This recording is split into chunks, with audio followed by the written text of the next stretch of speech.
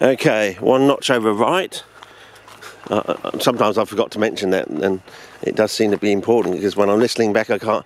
Oh, now this will be a good test. Can you pick up the colour of that? Well, these lovely, rather large, well, I wouldn't say hand size, but you know, sort of leaves. Anyway, we'll see how we go. And it looks like this path has been walked fairly recently, you know, I don't know, week and a half ago. We haven't had much rain, so, oh, there's a weed for you, Bazza. That's a interesting one, isn't it, Bazza? Sort of combination of things, that one. Okay, check on the colour for this. Looks pretty good in the monitor, fellas. So it's probably going to be one notch right, actually, rather than one notch left. But as I said, we'll probably go through the whole of the season and test it all with your back vistas. I know you want all the back vistas, but I'll have to take longer, I think, because the camera does take a while. Oh, it's one of these wigs I have at home. Oh, I can't fault the colour of that. So, anyway, maybe it is better to go down here and along a bit, get more vistas that way. Seems to be a bit more open, or have I gone down too quickly, too far, too quickly? But anyway, now that we've crossed over from June, July, that's when the basal rosettes of the, oh wow, some AURIC of some description.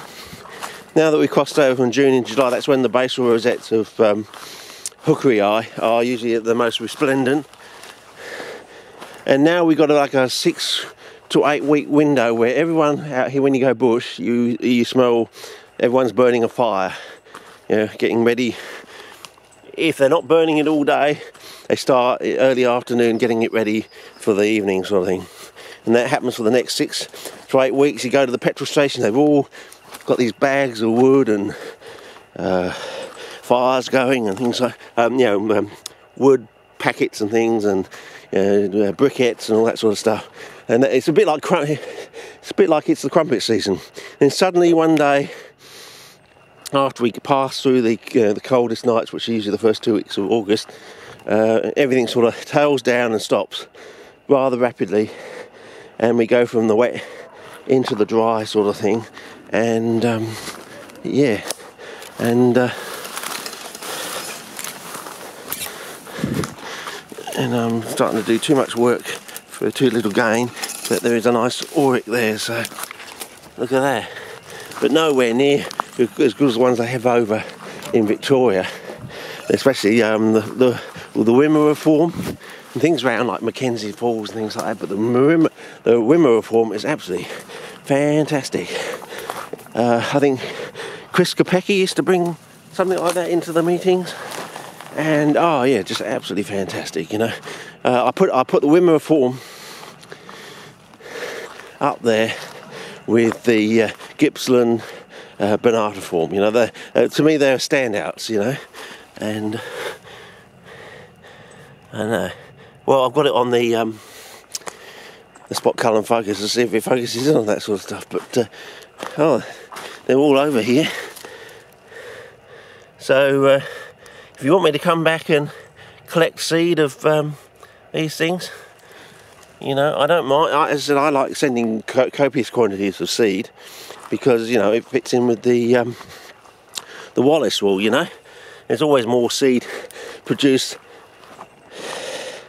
And I was out there last night sprinkling planchy seed and glid seed around in my new pots, just to see if I wanted to see if we get any germination this late in the season, because as I say, the Planchonii is the easiest germinator of our southern Australians here in the South Australia, Adelaide region sort of thing. Like this one here, Planchonii, or planches as I like to call them. Easiest one to germinate. Usually under normal peat and sand conditions, the usual stuff. Glid. And it will sit there for 3 seasons, and on the 4th season it usually sends up a stalk, but of course that's without any fertilisation, and maybe things will change rather rapidly. Now we're moving out of peat into synthetic sort of stuff. So not only will we get to this stage faster, you may even be able to push it. As I said, the whole idea is to go on and beyond nature, so you can push them into so you know, the so-called, oh, look how sturdy and chunky it is down there. That's what I mean. Take what Mother Nature can do and then go beyond, sort of thing. So I don't know what we're going to find down there today. See, I'm assuming those basal rosettes were of hookery eye, but we only found them in the dormant state, you know, as dried out rosettes, you know. And yeah, oh, it's rather nice here. I'm glad I came this early in the season this year. Oh look, wow. Well, there you go, fellas. I just hope we can get down to this place without my boots, because I said, well, that would be a good test for colour. Oh yeah. Oh yeah. I'm just going to be wasting too much film doing this. You've got to tell me to stop doing this, because I won't get there quickly enough. Oh, there's a rather bland one, and here we got a termite mound.